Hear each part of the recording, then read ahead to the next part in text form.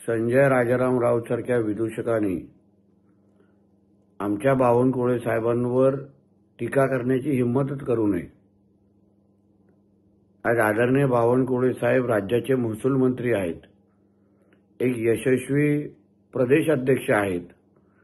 भारतीय जनता पक्षाला त्यांच्या नेतृत्वाखाली विधानसभेमध्ये फार मोठं यश मिळालेलं आहे आणि दुसऱ्या बाजूला या संजय राजाराम राऊतनी आपल्या स्वतःच्या मालकाचा पक्ष संपवला।